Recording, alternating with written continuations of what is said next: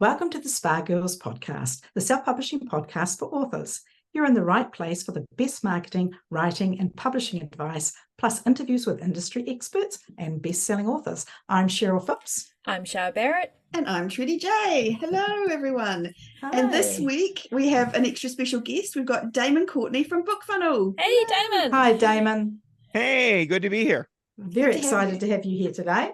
Yes, long time. So the last time we had you on the podcast, I realized, was in 2018 at the, and I interviewed you and Chrissy at the Smarter Artist Summit in person. So I haven't even gone back and listened to that, but it would have been an interesting podcast. I don't even. That was 5 years ago. And Yeah. I can't even imagine how much of the self-publishing industry has changed in 5 years. That's crazy. I know. So I much. know. So we're going to talk all about that. But I'm going to give a quick bio so people know exactly who you are and what we're talking about. And then we're going to get right into the topic. So Damon Courtney is the creator and CEO of BookFunnel, an ebook and audiobook delivery service for authors and publishers.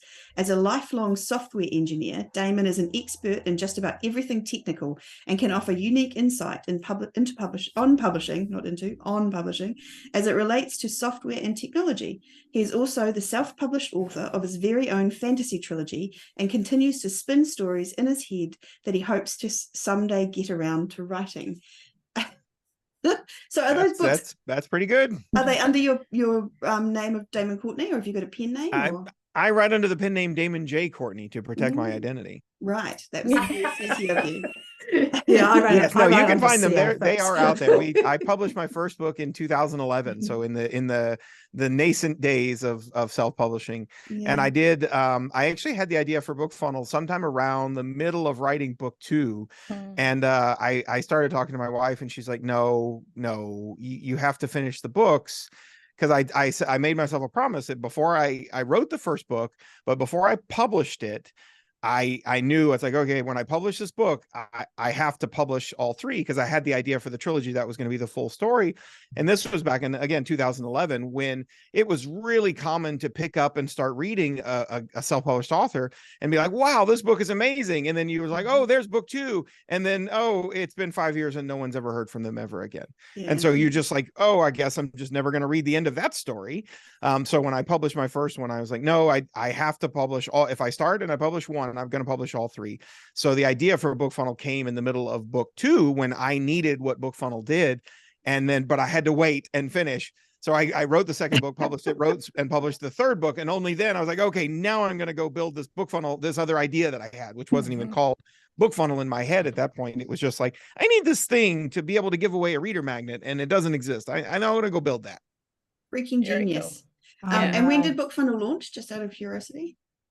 We launched, so we just passed October 23rd, 2015. We just passed year 8 of BookFunnel here in November. I can't even remember it. That's actually the Spa Girls' birthday too, is October 2015. So we're birthday buddies. Well, look, we're all out there doing the same thing. 8 years running. Yeah. And here we are, 8 years. Yeah. Right? Gosh, that's We'll have crazy. to have a decade party, a combined decade, just 10 years. So I want, because we just quickly talk about that. Like, I remember the olden days of self-publishing, like what you're talking about. Olden days. I remember In the dark days, in the before times. in the before times, when I had to send out the files myself, and I had these emails coming back to me saying, so I don't really understand how to sideload, and what's this thing, and I'm doing what you're telling me, and it's not. Oh, it used to be awful. So I loved BookFunnel from day dot. Have appreciated every single moment of you guys doing the technical stuff and the customer support of all that stuff. So, you know, if there's anyone listening to this who hasn't already got BookFunnel, go now and get it, because but we imagine, and we were just talking about this before, that most people already have BookFunnel. But okay, so let's stop. For those people who don't have it, what is BookFunnel? Just quickly, just a basic example. Description. So really, really quickly, what it started as was what you were talking about. Like, I had the same problem that you did. I was starting a newsletter. I had written a story that I was going to give away, which we didn't call reader magnets back then, but that's kind of what we call them now, which was just a free story, novella, something, right? And I had this thing and I wanted to give it away. And I looked at the biggest authors at the time. There was Mark Dawson and Joanna Penn and Joe Conrath and Hugh Howey, and like all of these people were building a list doing the same thing. And they said, well, here's your free thing, and they just attach it to the email and send it to everybody. And I'm a techie person, so that wasn't daunting to me. But I thought, I don't know how many other people are going to be able to figure out how to do this. And so I built BookFunnel for that exact reason. I thought, surely there's a better way to do this. And so I did a lot of what we call in software business, we call Flintstoning, which is like, you imagine Fred Flintstone just like paddling his, running his feet on the ground. And it's like, I bought every device that was, every Kindle, every Kobo, every Nook, every, iPad, iPhone, everything out there, and just tested, how do I get a book to these devices? So that's where BookFunnel started, was just delivering the thing. In the intervening 8 years, we've built a lot of features on top of that core thing, but that is still the core of what we do every single day. We deliver.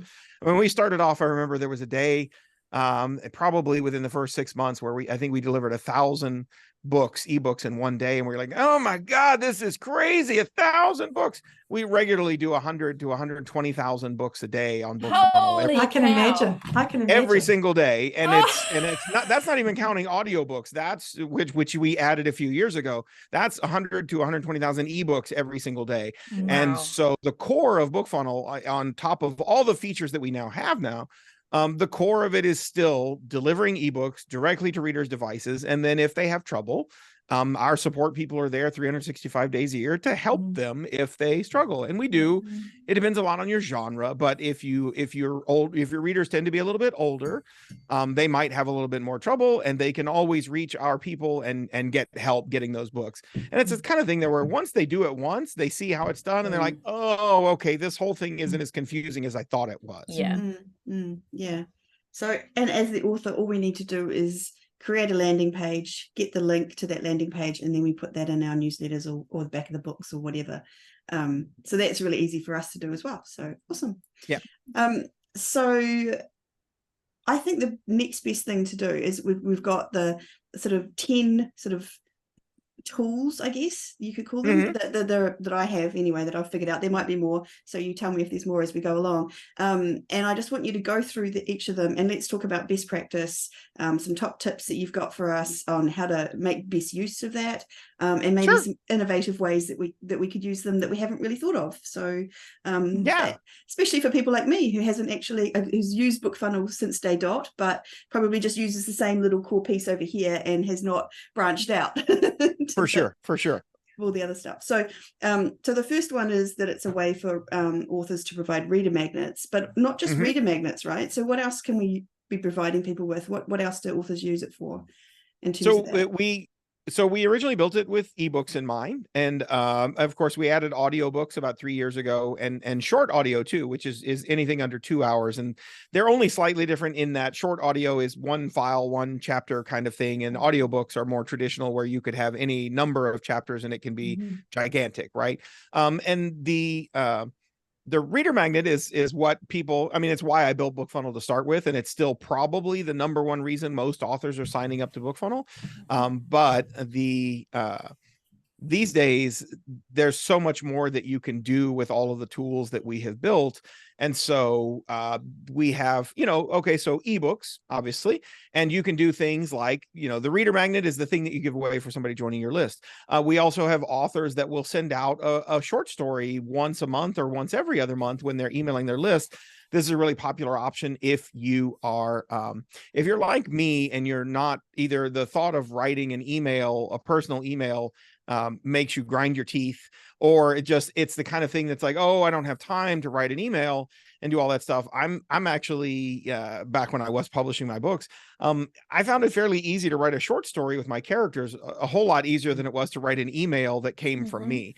And so we have authors that will, every other month, they'll just say, hey, progress on the new book is coming along great. I had this great idea for a short story. I know this is one of everybody's favorite characters. Hope you guys enjoy it. And they send out that link that you were talking about, and boom, I'm just giving away a short story. We have authors that will send out, they'll ask their readers like, hey, if you'll let me know when your birthday is, I'll send you a free book on your birthday. And so, know, there isn't really a good way to do that in most of the stores. So even if you knew like 100% what kind of reader you had, which is, oh, I read on my Kindle, I read on my Kobo, my Nook, my iPhone, whatever, right? Even if you knew exactly what device they had in their hand, you can't go to Barnes and Noble and say, I would like to gift a copy of this ebook to this reader's email address. That's not a thing. It doesn't exist, but it does exist on BookFunnel. You can send any of your ebooks, any of your audiobooks out, and you can just type in a reader's email address and say, hey, I just want to send them a gift copy of this book. And then BookFunnel will handle all the rest of getting it to their device. So that, and then we also have, I'll tell you, when I first built BookFunnel, we did not support PDFs because I thought, well, PDFs are a terrible reading experience for ebooks. I was like, oh, I don't want to support those. I think it's a terrible reading experience for readers, but authors kept asking for it. And so finally I was like, fine, you can have PDFs. And then we also found that there were a lot of authors that wanted to use PDFs only, meaning like, I'll give some great examples. Children's book authors that were sending out coloring pages. They would make little coloring pages and coloring books of the characters in their children's books. And now you can send those out. So through BookFunnel, you can send what we call a PDF only download, which are for printables. Fantasy authors like to include maps. Some authors, a lot of our romance authors will include cookbooks. Like they'll send out a free cookbook that has a few of the recipes because their main character runs a bee farm and has a honey, and harvests honey. And here are these great honey cake recipes that she's always making that everybody loves in the books, right? Yeah. It's like if you saw the show Ted Lasso, and he had the little biscuits that he made every morning that he would bring her. And then Apple actually released like Ted Lasso's biscuit recipe so that you could go and make them at home alone. It's like on your own. It's like, it's such a neat little thing that you can do. But yeah, through BookFunnel, you can just create this PDF and say, hey, if you guys wanted the recipe for, those little honey cakes, here it is, you can have it. And you can send that out. Those are just some really like beyond the sort of reader magnet kind of things that authors are doing, that we've seen authors doing with BookFunnel. Yeah. Nice. And I also use it for that same kind of style of thing for sending free, like if I've run a competition for a free ebook, I'll send them to that. And review copies for ARC readers. So you can have that. The interesting thing, and I guess this is something that's happened over time, is that you can now either have a landing page that doesn't have the requirement to get an email address, and then you can do ones that do. So can you talk about that? Like, what's the difference? Yeah. And why? So we have the simplest one, the one that BookFunnel started. So in the beginning, we didn't collect email addresses. Like we didn't think that was really our job. It was like, no, I just deliver the thing, right? Deliver the ebook. So the first page that you can create is just what we call a simple download page. And that is as frictionless as it gets. Anybody who clicks on that page can choose the format that they want to download. Although these days, like we finally got rid of Mobies. And if you're not familiar with what that is, that was just Amazon's little proprietary format that we now can just use EPUBs everywhere, which is fantastic. But we do have authors. You can offer multiple formats. You can put it up in EPUB, in PDF. And some readers do prefer a PDF. They either read on their computer. We have had a few, probably fewer than a dozen, but they have come up over the years, people that want a PDF because they print it out and that's how they prefer to read, which I think is just absolutely nuts. Like if you like modern printer ink, it'll cost you $100 to print a manuscript, but whatever, people are into their things, right? So the simple download page is just that. The reader doesn't have to give anything. They can just click and download. Now they can email themselves a copy if they want to, but they don't have to. Then you have the sign up pages, which is where you're going to collect somebody's email address and get them signed up to your list. And ultimately everything on BookFunnel is going to deliver some kind of digital thing, whether it's audio or PDF or an ebook, because that's what we do. We don't actually have sign up pages that don't deliver something because we're BookFunnel and that's what we're built for. So the sign up pages, but you can also have a page that requires the reader's email address just so you know who is downloading, but it doesn't add them to a list. It just says, hey, I'm just, collecting and I want to make sure, I just want to see who's getting a copy. And then we actually have some years back, we added a feature that we called restricted landing pages, where you can tie your landing page back to a list on your mailing list service. So as just using MailerLite as an example, you can say, hey, anybody who's in this group on MailerLite, like my ARC team, for example, can download a copy and no one else can. So when they land on that BookFunnel landing page, we say, hey, we just need to confirm your email address real quick. They give us the email address, and then we'll go ask MailerLite, hey, is this email address on this list? And if we get a no, then we say, I'm sorry, this offer is not available for you. Or we'll say, oh yeah, you're good. Here you go. Here's your copy. So those are kind of the 4 different landing pages that you can build on BookFunnel. So you don't actually have to give BookFunnel a list of the ARC readers. You connect directly to MailerLite and get that back. If you do a restricted landing page. Now we built a feature called Certified Mail, which was specifically built for sending out advanced reader copies. And the biggest difference there is if you use like a restricted landing page, you're going to get a link, and then that link has to go out to readers in some way. You're going to go to your mailing list and say, hey, here's my ARC team, here's the link where you can go get your book. And BookFunnel will restrict it so that they have to give their email address and prove who they are before we allow them to get that book. What Certified Mail does is you actually give BookFunnel the email addresses, and we will email each reader their own special private download link that is just for them. So there isn't actually a public facing link anywhere out there in the world for anybody to download. Each reader gets their own copy and their own link. What's nice about that is, number one, there isn't a public link out there that can be shared with anybody. Number two, we actually use that to track the information within your Certified Mail campaign to say, hey, this person has viewed the link, meaning they actually got the email and clicked on it, and this person has downloaded. And then we actually show you like when they downloaded. So you can look at your campaign halfway through and go, what about these people down here who haven't downloaded yet? And then BookFunnel will actually you can schedule a reminder email through BookFunnel, and we'll send out an email that says, hey, don't forget to download your copy and review your book by X date or whatever. And then we also have a follow-up email. So after the campaign closes, you can send a third email that says, hey, the book is available on Amazon and Goodreads and Kobo and everywhere else. Click here and, go. Now it's time to go leave your reviews. So it's a more automated process specifically designed for delivering ARCs. But the difference is those emails are always going to come from BookFunnel because we're the ones sending the emails. So if you like having more control over your ARC team, you like having direct control over that communication, then restricted landing pages are a great way to do that, because then you create the link. You're going to email the link through your MailerLite from your email address and with your pretty formatting and all the fancy stuff that you like, but it still does protect your ARC from just random people. So if somebody on your ARC team, assuming they're all great people, but just in case somebody did turn around and share that, well, that person their email address is not on the list and they're not going to get the copy. Right. But Certified Mail makes sure that there really isn't any public facing thing out there for anybody to get a copy from. Okay.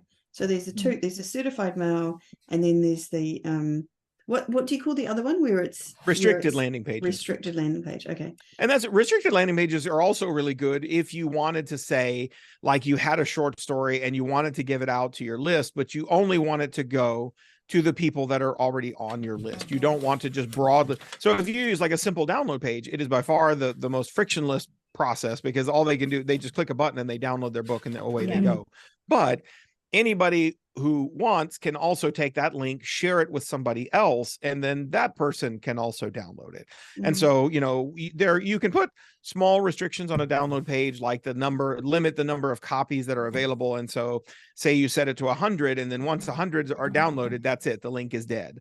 Or you can set it to expire and say, hey, here, everybody can go get this free short story until the end of the weekend, and then the page is gone. Yeah. But you can't really stop people from sharing those links out there in the world. So a restricted page is one to say, well, here's the link, but you have to already be on my list if you're going to get a copy of this. Yeah. Okay. So it just depends on how worried you are about others getting the link and whether you, So is there any other reason why you would use, for example, the limited copies or the time limit, like other than just trying to control that? Like, it's mostly just trying to control the reach of how far things can go. If you have a really tight, loyal ARC team, for example, you may not worry about that stuff. We have authors that do like Kickstarter fulfillment through a lot of authors that are out there doing Kickstarters right now are fulfilling all of their digital rewards through BookFunnel. So ebooks, audiobooks, all that sort of stuff. So, we have authors that will just say, here's a simple download page. They don't call it that, but for the purposes of everybody listening and knowing what we're talking about, here's a link to a simple download page to go download your digital reward from the Kickstarter that you backed. Please don't share it with other people, right? Mm-hmm. And, you know, the people that are the ones that are giving up money to back you on Kickstarter are the least likely people who are going to share with other people. Like, no, I backed you on Kickstarter because I love you and I'm a huge fan of this author. I'm not about to just go and share their book widely, right? Yeah. But it all does come down to how protected that you want to be. You know, the tools that we've built in BookFunnel, what we try to do is we try to make sure that all authors have the power to do anything that they want to do. And anything that you can think of. If you come up with a great idea, like, hey, I'm going to run this great promotion and I'm going to give away 100 copies of my new book. This is, you know, a thing that you can do. Mm-hmm. You can go and create a page that says, hey, I'm going to give away 10 copies of this book to the first 10 who grab it, right? And then you post it in your Facebook group.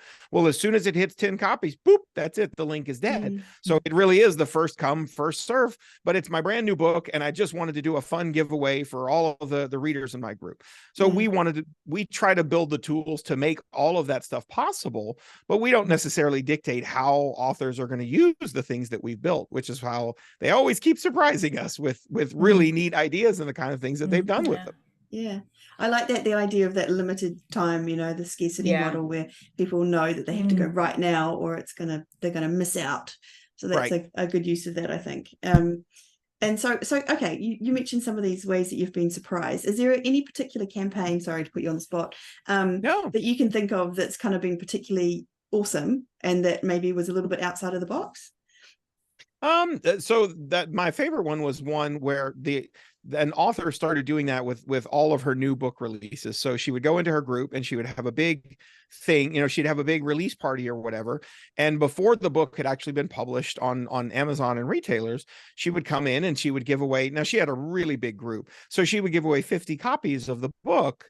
And through a BookFunnel link, it would automatically just like 1, 2, 3, 4, 5, boom. As soon as it hit 50, the link was dead and nobody else could get a copy, which is cool. It means that you need to come to the release party because for sure, if I just post this in the Facebook group, she had a really active group, this link is going to be dead within minutes, right? 50 people are going to claim a copy and it's going to be gone. And so it brought more people in because the release party was happening the day before the book was actually going to be live, which meant you could get a copy before somebody else could, right? And that's a really big thing that we see that's happening a lot more. You know, I know we talked a little bit beforehand about direct sales and things like that. The kinds of things that authors are doing to reward their biggest fans are almost always in that realm of getting something before someone else, right? I don't know if you guys, you know, I'm sure you guys have all been part of some kind of book release, but I remember really clearly like the Goblet, Harry Potter and the Goblet of Fire. And when that was right around the time the first movie came out. And so the entire series had just blown up all over the world. And I remember seeing, you know, news footage back when we had news and televisions where like, I mean, people were just like Barnes and Noble, all the bookstores were selling it at midnight on Monday night. And people were just lined around the corner to be the very first one to get a copy and run home and read the entire book, which was like, you know, 800 pages or something, The Goblet of Fire, but like run home and just read it as fast as they could and not even go to sleep because they want to be the first one to read the book. Like I'm the biggest fan because I stayed up all night and reading it. And so the kinds of things that authors are doing where they're selling the book direct, they're giving the book away early, they're doing Kickstarters as a way to get an early copy, all of these sort of little things that authors are out there doing now to reward their biggest fans. I just think that's the neatest thing because I am a super fan of many authors, right? I have many authors who, if they do a Kickstarter, 100% I'm backing it. Whereas I have some authors that I read, I'm like, I like their stuff. If they did a Kickstarter, I might kick them $5 or $10. And then others would, no, what, $200 for a leather-bound hardback? Yes, sign me up. I'll take it. Right? Nobody's doing $200 hardback, but just as an example, now, they are now.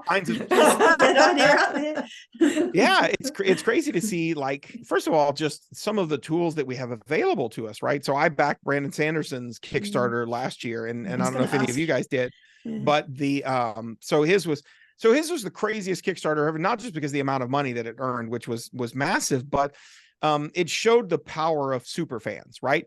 So Brandon comes out and he says, hey, I'm launching a Kickstarter for 4 books.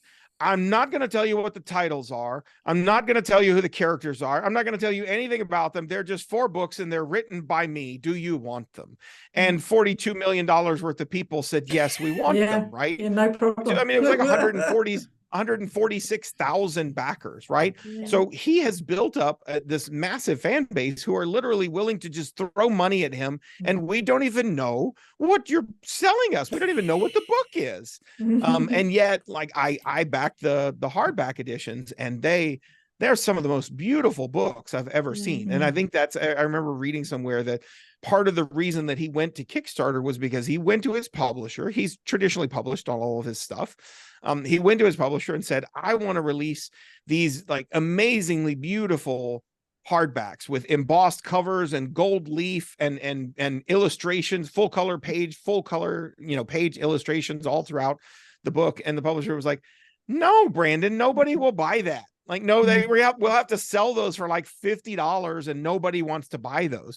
Well, 146,000 people said, no, actually we do. We totally want to buy those. And so I also think that might have been part of the whole Kickstarter kind of, like it's the campaign and the vibe. I don't know. Maybe if the publisher had done it, they wouldn't have necessarily, like it was him reaching out, did this video that was really smart, that he had didn't he have a secret? I remember there was some, like he did it in such a smart way. Brandon's secret was the whole video, and it's like it was really funny. But then, like, you're not wrong, but then why aren't publishers doing Kickstarters for some of their authors? Like, you're not wrong. I do think there was a bit of the FOMO, like fear of missing out, because those versions of those books, the 4 books that I got, the hardbacks that were embossed, debossed, gold leaf, red, I mean, just incredible books. Those will never be sold outside of the Kickstarter, like the books, because now his publishers did not publish those books initially, but once the Kickstarter blew up, Tor came back and bought the rights to those 4 books, and now they're publishing them. But those hardcovers that you're getting from Tor, those are never going to look anything like the ones that you got from the Kickstarter. So there is a little bit of that fear of missing out. Like, if you don't back this Kickstarter, you're not going to get this super special edition. But I think that's cool, right? To know, number one, we have at BookFunnel, we talk about the data a lot, right? So, if you run a Kickstarter campaign and and it funds, and at the end you had, let's say you're not Brandon Sanderson, we've seen many authors that have 500, 600, 700 backers, not 146,000. But at the end of the day, when your campaign is over, I have 700 email addresses of readers who were willing to give me money for special edition hardcovers. The only people who want special edition hardcovers are your super fans. And now I have a list of exactly who those people are.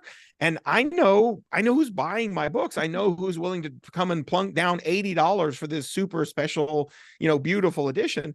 Those are your hardcore fans. Those are the people that are going to be out there leading the charge, getting other readers to read your stuff. Yeah, very, very true.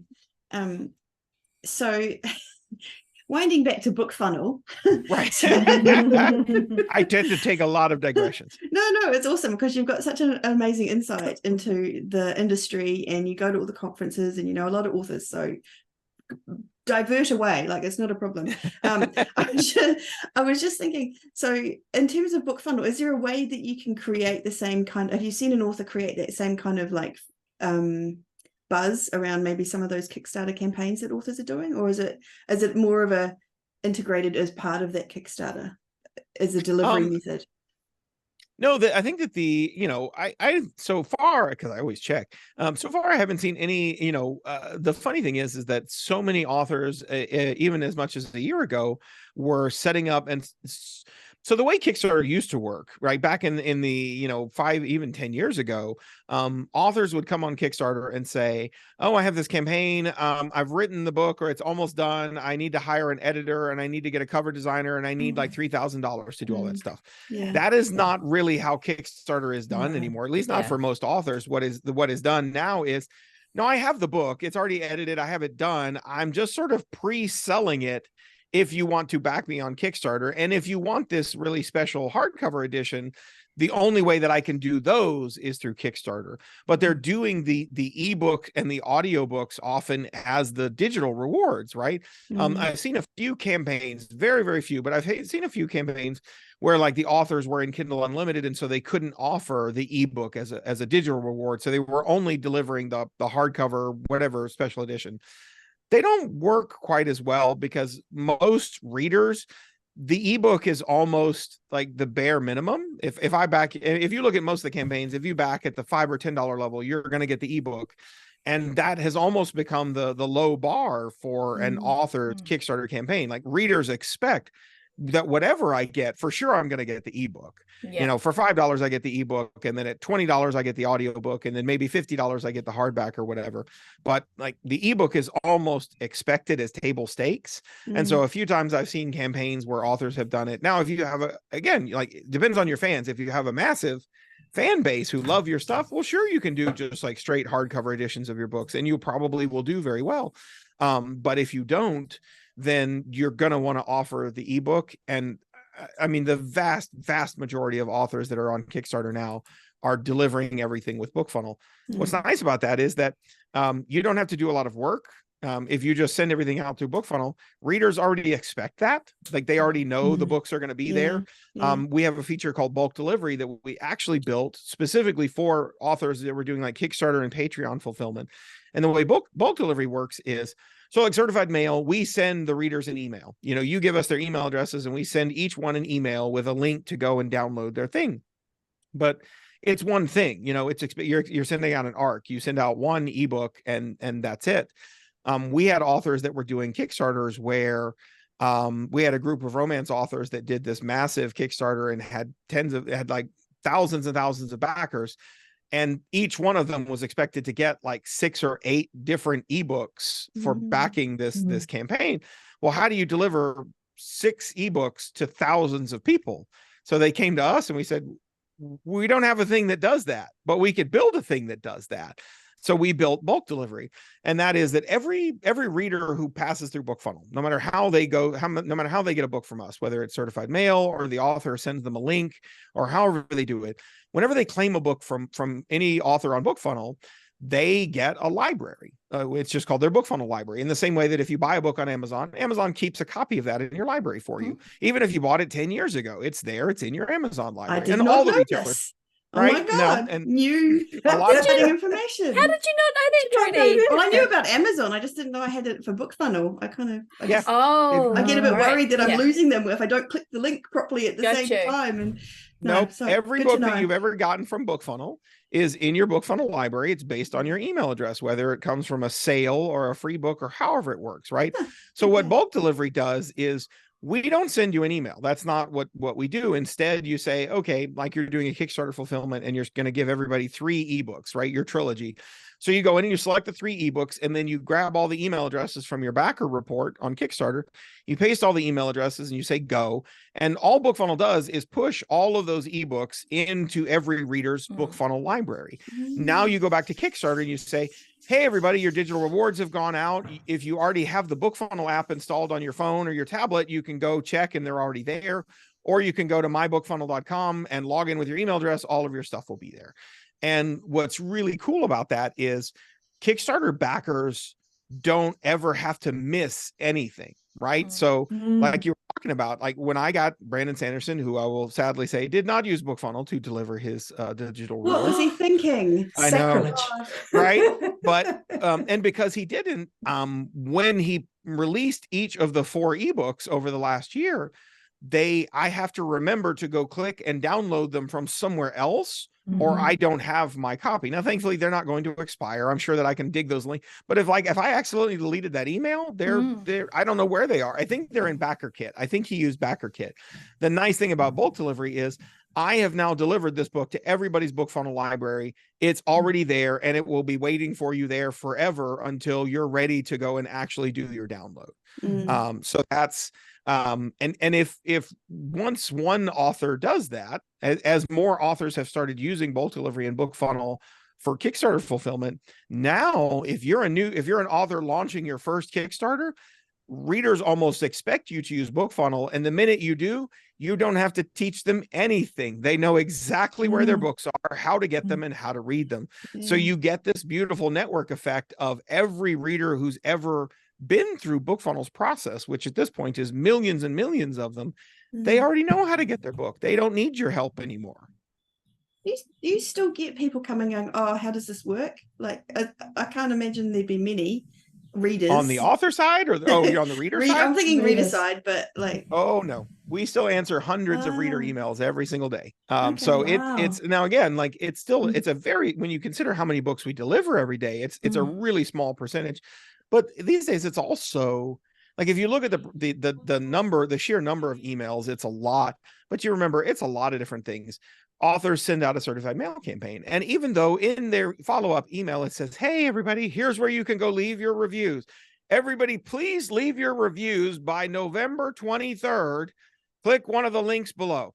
And then the reader replies and says, what date were we supposed to send the reviews on? Well, that comes back to us, because those emails are coming from us. And so they reply to us. Well, we just forward those on to the author. Or most of the time, actually, we will just do the work and go, hi, it's November 23rd, because they didn't read the giant bold heading that said, please leave your review by November 23rd. So we actually sort of act like a bit of support there, where we will, if it's a simple question and you actually answered it in your email, we don't even bother you with it. We'll just answer, our support people will just answer your readers and say, hi, just click the link to Amazon right here and it'll take you, and then you can go leave your review. So I suppose it all helps create the better experience, doesn't it?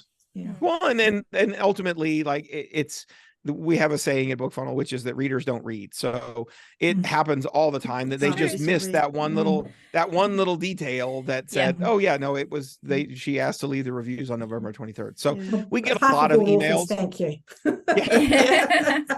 So we answer a lot of emails, but like not 100% of them are people going, what is this? I don't know how to work this. But we still do get a number of those every day. Yeah. That's so funny.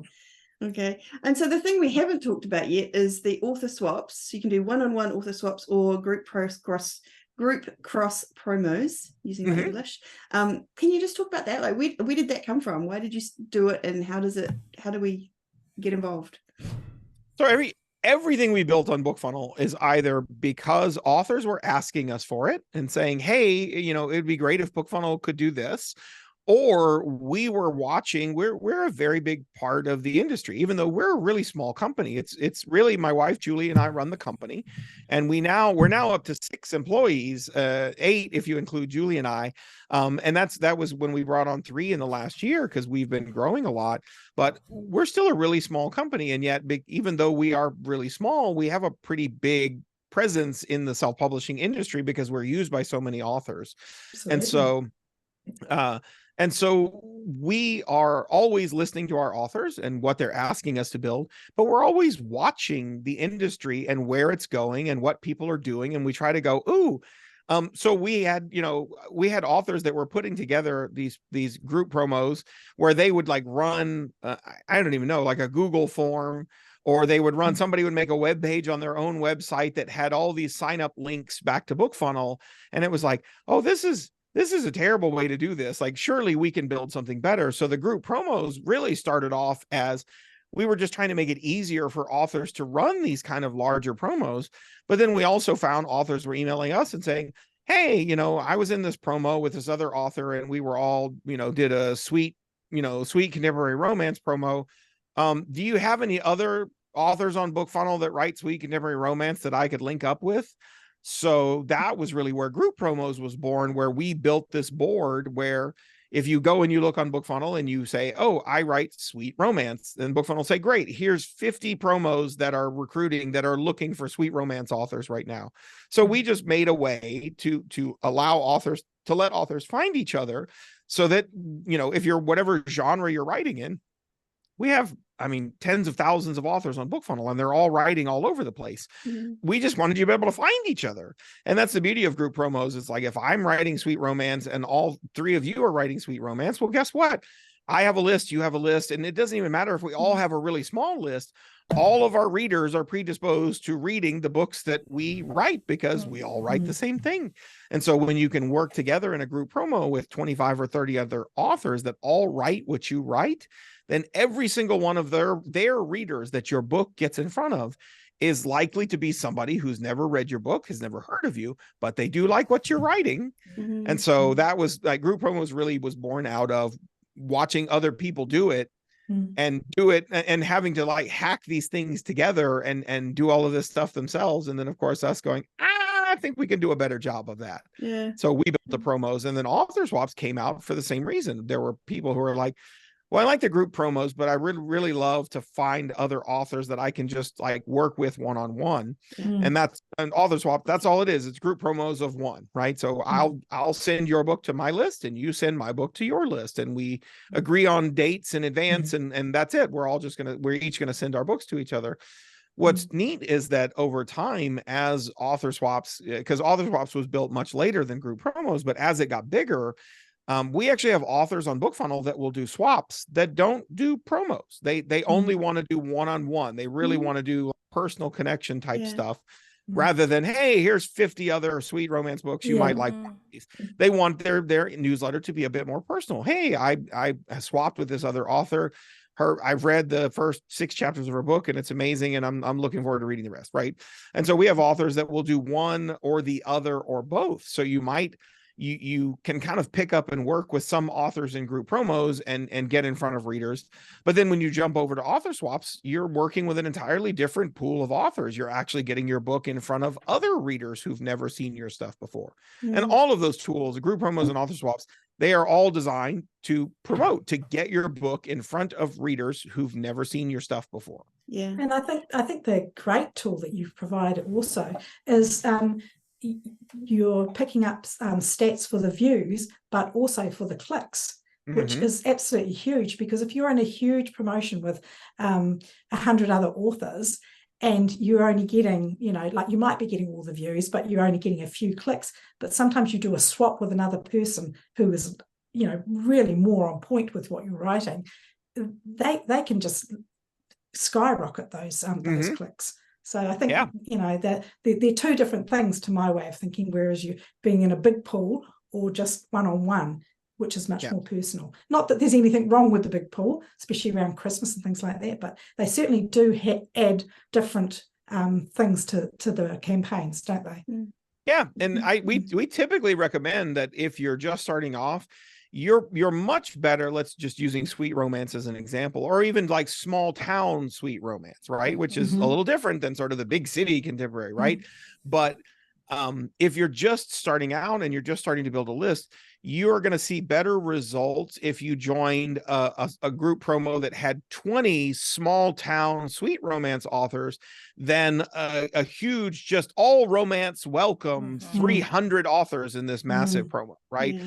Both serve different purposes. It doesn't mean that you shouldn't maybe join both, but if you just had to pick one, I would rather pick one where I know for a fact that the readers who are going to see my book are exactly the readers who are looking for my book, as opposed to, well, like, here's this massive romance promo. Now, what's great about that is romance readers, they have their favorites.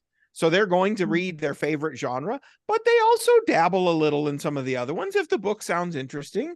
We have readers. My wife is a romance reader, and so she'll go through phases where she reads nothing but Regencies, and that's really all she's looking for right now. But then she's like, oh no, I'm back on the contemporaries right now. And so what's great about some of those larger promos is now you're getting your book in front of readers who've never seen you before, because those authors, they don't necessarily write in your exact little niche genre, but they do write in romance. And so all of their readers are reading in romance. Same thing. And I use romance a lot just because it shouldn't surprise anyone to learn that more than 50%, more than half of the authors on BookFunnel are going to be doing romance, because romance is always the largest genre. Yes, Just saying. exactly. The readers are the biggest, and the author groups are the largest. But like fantasy and science fiction, same thing. You know, if you write military science fiction, well, that's a subgenre and a niche that if you wanted to join a military sci-fi promo, you're going to get your books in front of people who read exactly what you write. But that doesn't mean that every once in a while it's not nice to join. It's also good to kind of join into that giant just science fiction promo. All science fiction welcome, because now you're going to get your book in front of different readers, and they may not recognize themselves as military sci-fi readers, but they may look at your cover and go, hey, that looks pretty exciting. And then they read your blurb and they go, oh, this actually sounds like a really good book. I'm going to check it out. And then suddenly you found a reader who's on their journey to becoming a fan. Yeah.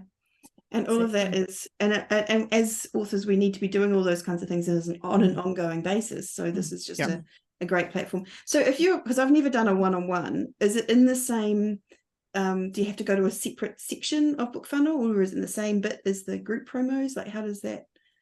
No, it's a little separate. So if you look on your BookFunnel dashboard and over to the left on what we call the side nav, there's group promos and there's one for right under for author swaps. The biggest differences are we keep the reputation separate. Cheryl talked about like how when you are running promos or swaps and you're doing things on BookFunnel, we use tracking links to track your activity. And the most important thing that we care about is how many clicks did you bring to the promo? And the reason is because it's not to judge people. It's to make sure that everybody is doing what they agreed to, right? If you say that you have a list, and I will say, they're all very, very welcoming to new authors. So if you have never done a group promo before, go click through the board. You'll find all of them say new authors welcome, new authors welcome, new authors welcome, right? So you shouldn't be afraid to try it out.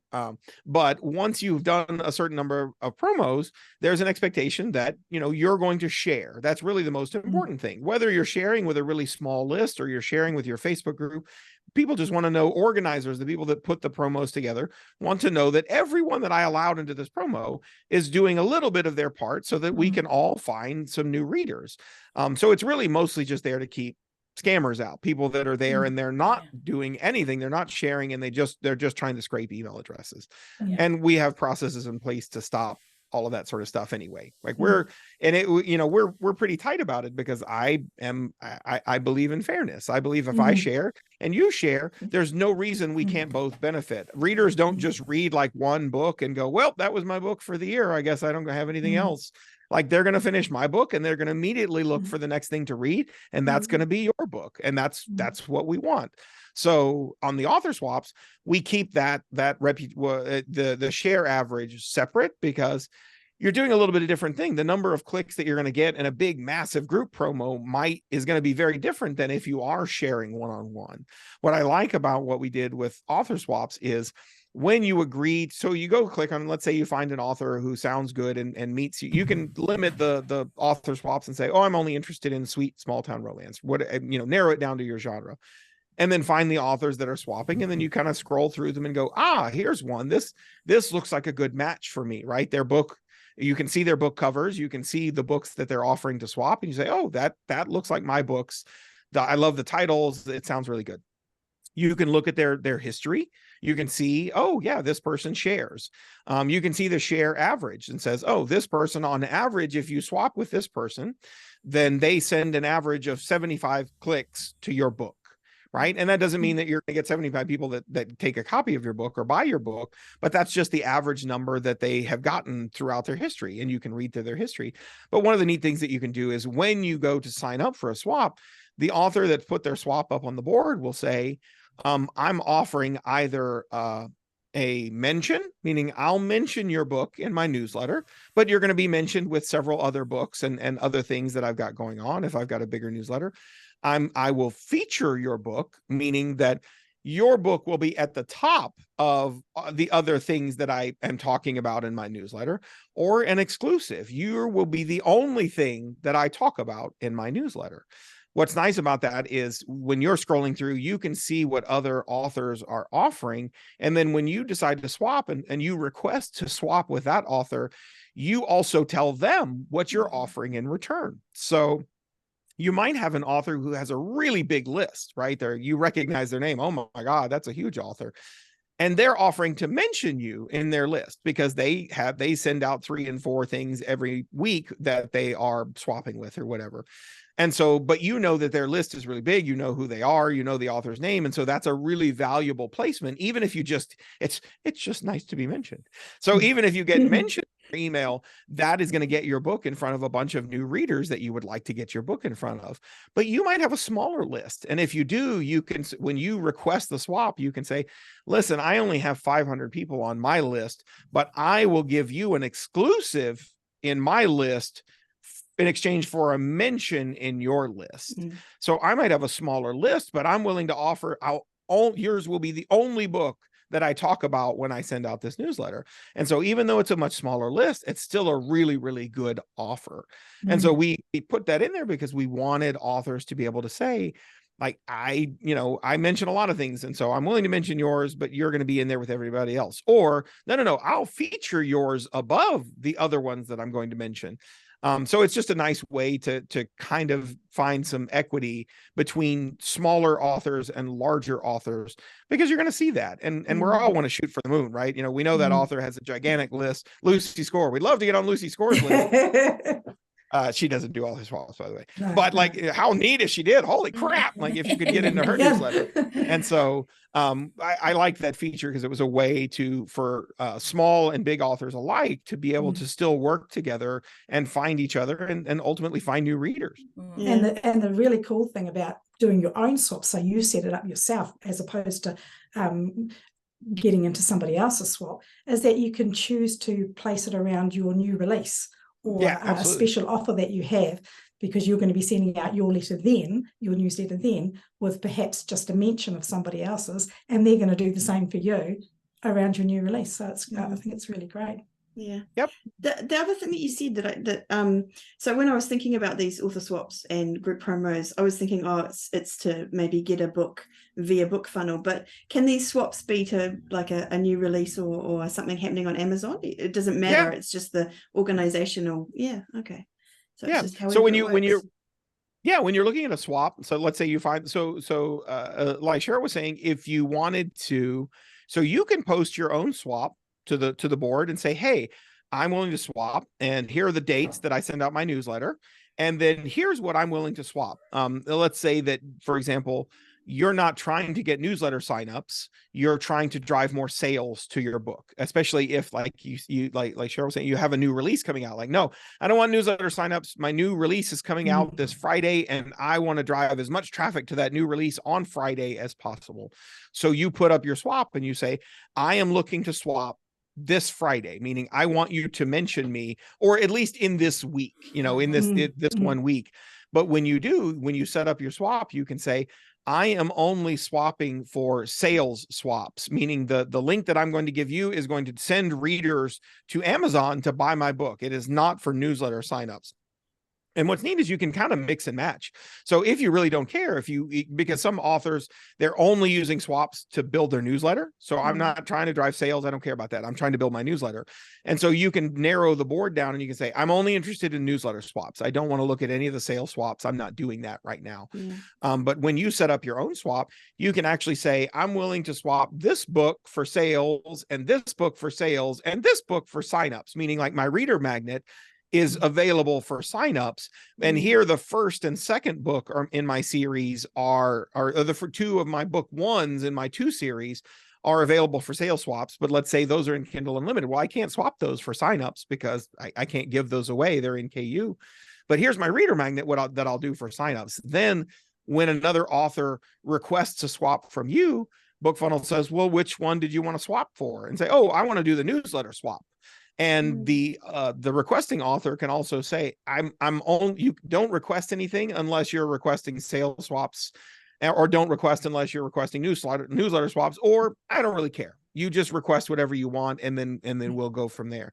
So yeah, a lot of authors don't do the sign up thing they're really using swaps as a way to get my book mentioned in your newsletter because I have a big sale going on this week. I've dropped my whole series to 99 cents for 1 week. And so I've stacked all of these swaps with these other authors where they're all going to mention my super sweet 99-cent deal on the books that I've got over on Amazon right now. So I'm not building a newsletter. I'm trying to drive more sales over to Amazon this week.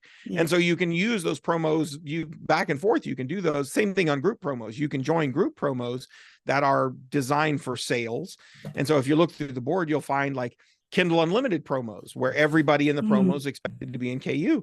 Those are really powerful because the message there is, hey, read a bunch of free books as long as you have a KU subscription. But every author who's participating in this promo is a KU author. So if I'm sending it to my list and you're sending it to your list, guess what? All of those readers, as far as they're concerned mentally, they're just reading free books. So every book in this promo to them is free. It's all about discovery. Okay. That's really cool. And the other cool thing is that if you sign, I must have done this at some point, can't even remember how I did it, but I get the emails telling me, and it's only ones that are relevant to me, only the ones in my genre that are happening each week. So some weeks I'll get 17 new BookFunnel promos that you could, and other weeks it's 2, but they're coming directly to me. So if I am interested in any of them, then suddenly it's just a click on my email and I'm away. So that's really useful too. On promos and on swaps, you can set that up to where BookFunnel will email you at most once a day. Depends on, like you say, some days there may not be anything in your genre that gets posted today, and so you don't get an email. Or sometimes they're like, 15 new promos in your genre got posted today. There's a lot of activity always.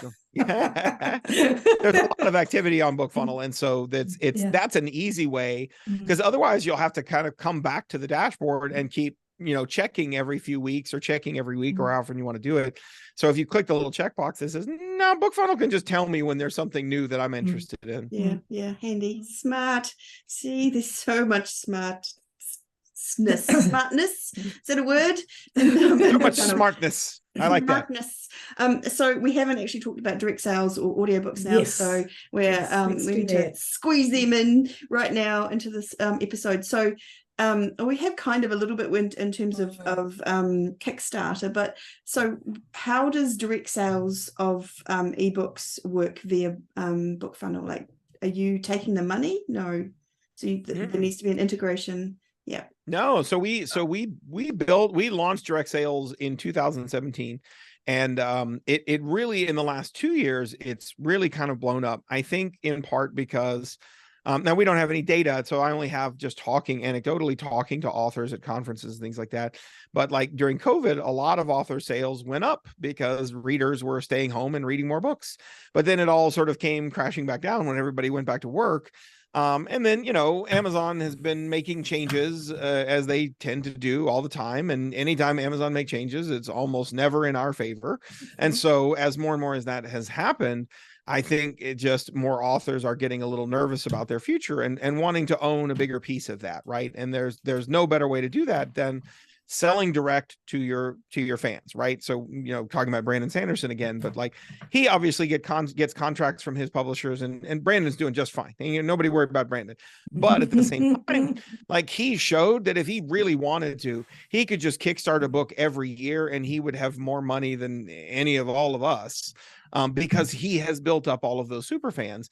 And so in the last couple of years, selling direct has really become a bigger thing. And it's being the conferences that I've gone to this year.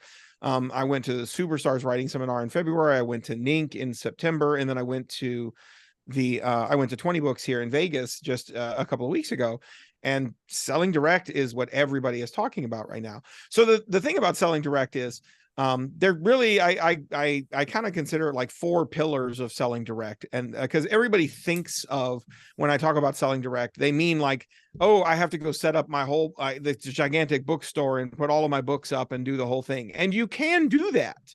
But that is not the only way to do it. Kickstarter is an example of pre-selling, right? So I'm really just selling the book early before I publish it in other places. So if you want to get it early, and if you want to get a special pin and a bookmark and whatever else you want to, like whatever other rewards you decide to throw in. But really, it's like the thing that they're getting is they're getting the book early. I'm a huge super fan of Michael J. Sullivan, who's a fantasy author. He kickstarts all of his books, and really you're also buying, if you want, you can back all the way to the hardback edition, and I do. But really what you're getting is, if you back the Kickstarter, as soon as the campaign closes, I get a copy of the ebook. That's 6 months before it's ever published on any of the bookstores. So I get it to read it early, and I'm a super fan, so I definitely want to read it early. So there's sort of pre-selling, which is Kickstarter, selling from your own website. Some authors use Patreon as a way to sell early. So if you join my Patreon, you'll get the books 2 weeks or 4 weeks before they're published everywhere else. So there's pre-selling, which means you don't have to build a whole bookstore. You're just, as you launch each new book, you are providing some way for readers, your biggest fans, to buy it before anybody else does.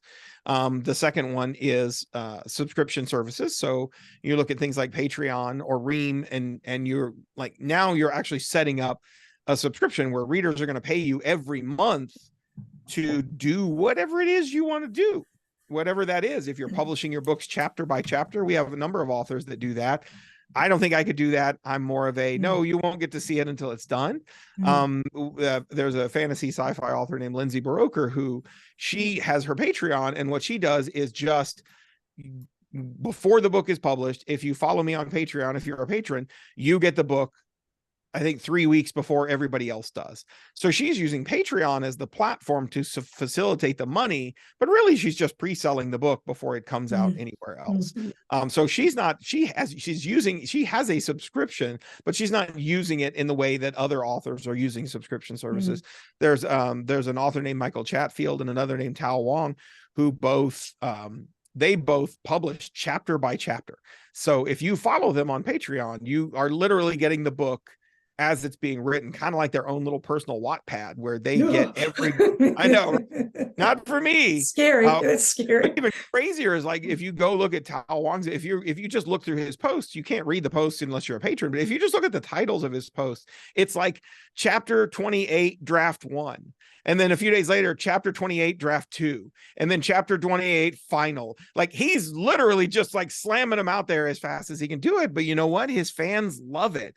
They're actually almost, it's like they're reading, they're getting an insight into his process as he's doing it. Because he'll make, it's not just typos and corrections. Sometimes he'll rewrite the last half of a chapter to be like, nope, I had a different idea and I went in this direction.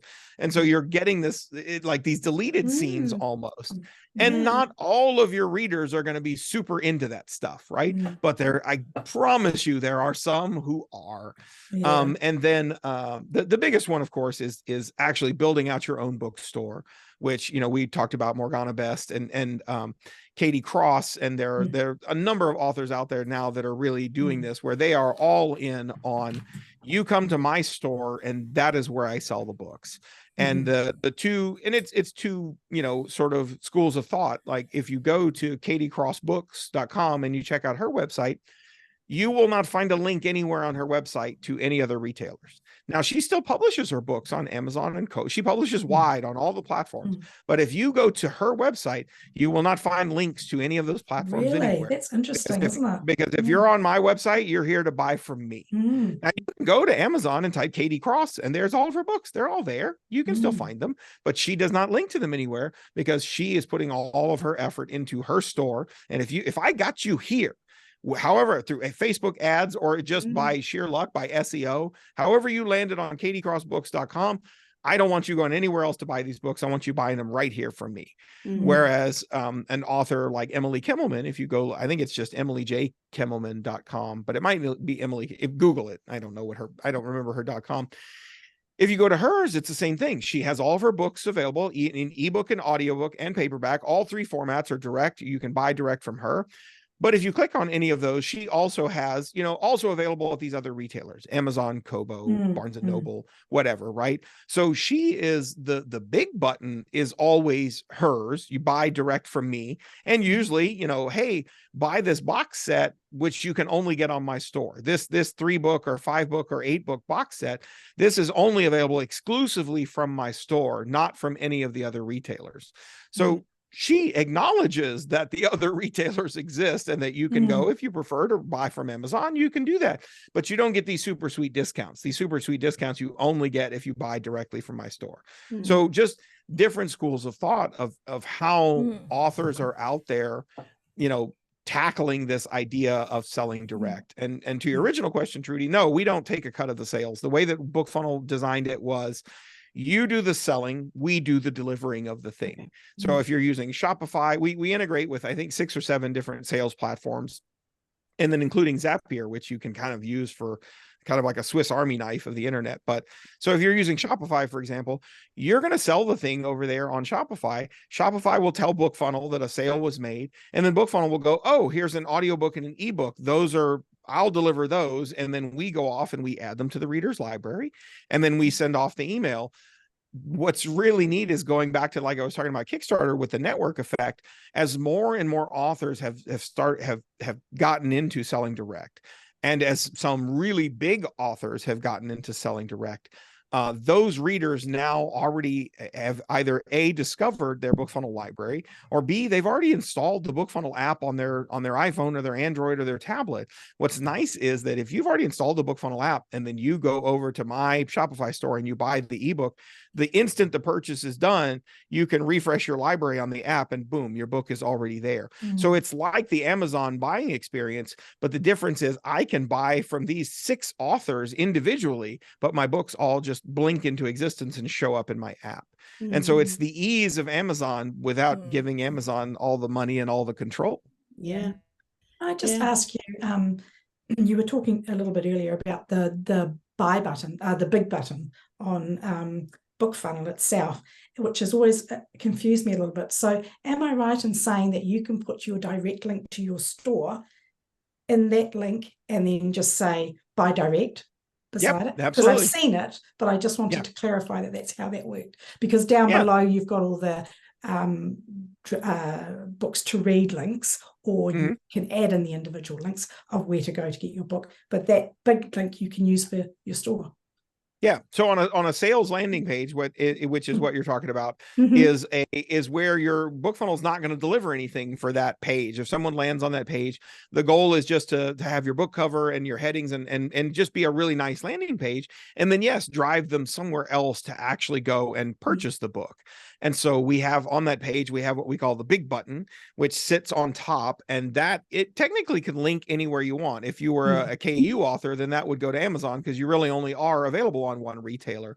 But we built the big button specifically so that authors could drive to their website first. If you are selling direct, you should absolutely put the big button link be your website. And then down here, it says also available on other retailers. And then it has a link to Amazon and Kobo and all the rest of the guys.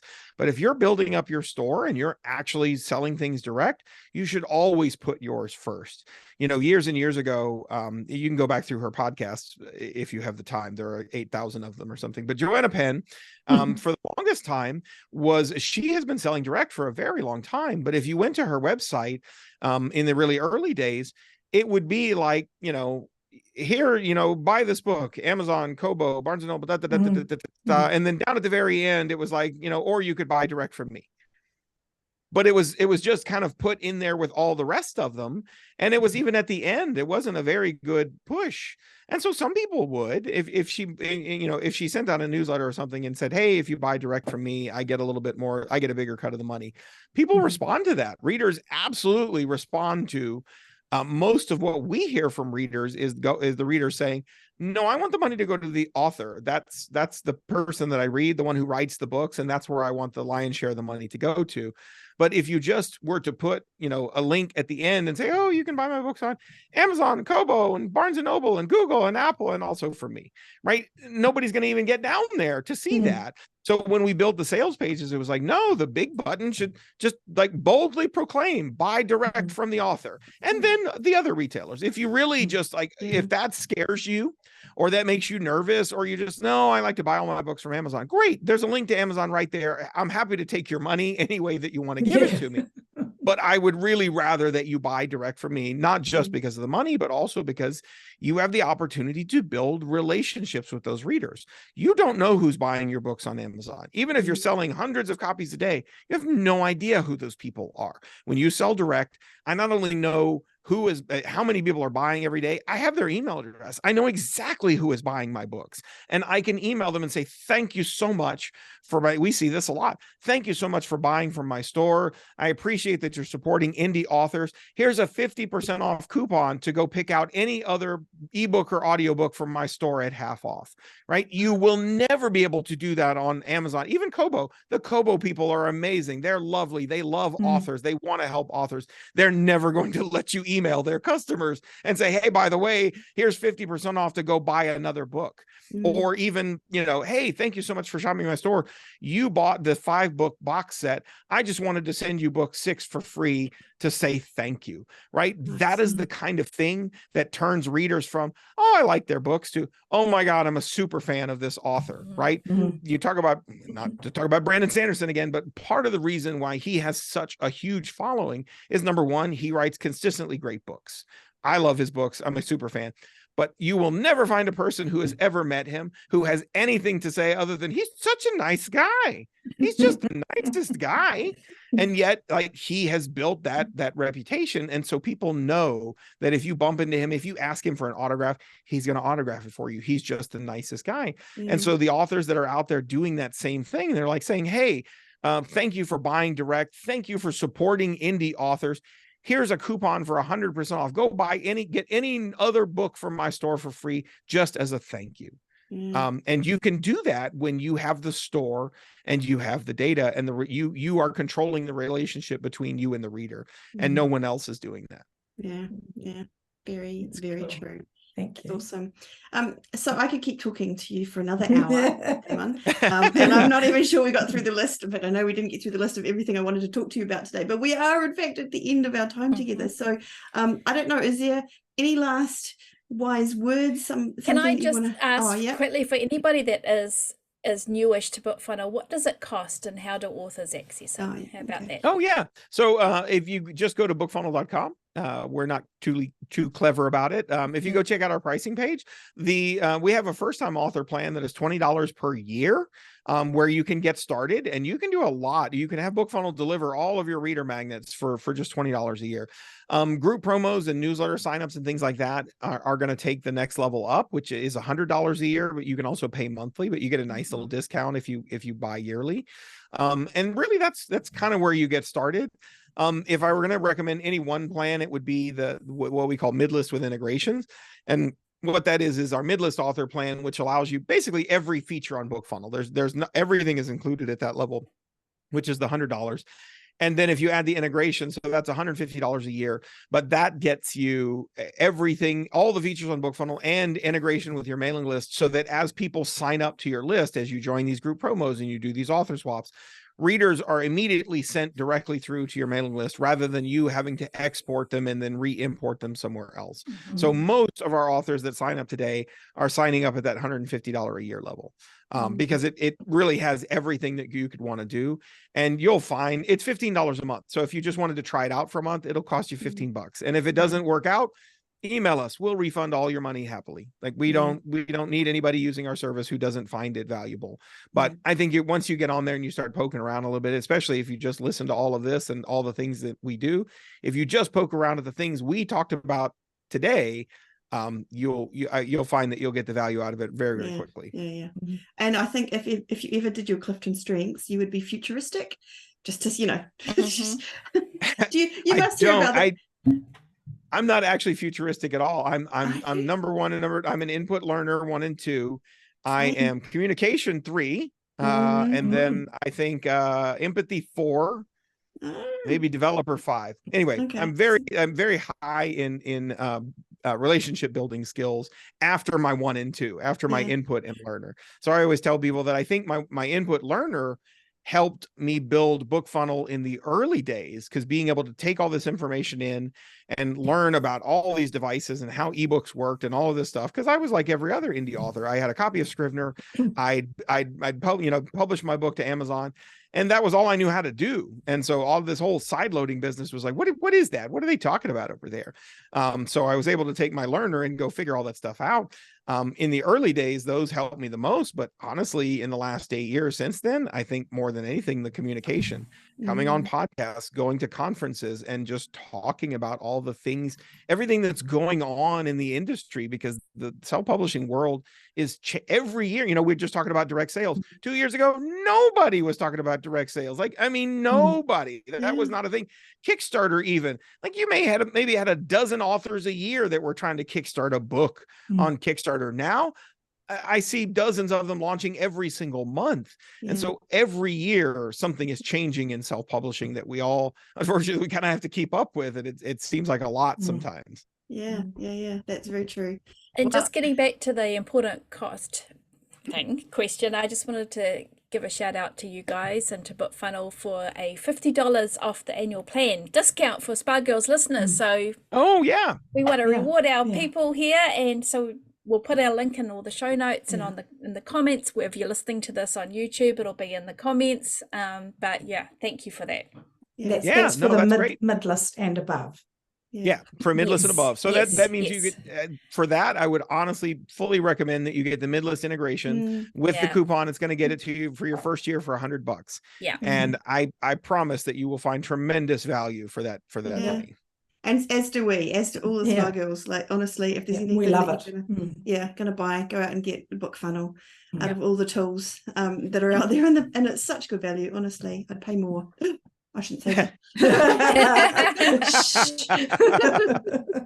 Awesome. Well, thank you so much for joining us here today, Damon. It's been fantastic. My brain has exploded, but I'm super excited to get back on there and actually do some of these swaps, which I have been clearly slacking on. So that's us for we know where to go for BookFunnel now. So we've done all that. And you should know where to go for spargirlspodcast.com. We've got all our links on there, including the discount coupon for BookFunnel. Awesome. Well, thank you all for joining us for another episode of the Spa Girls podcast.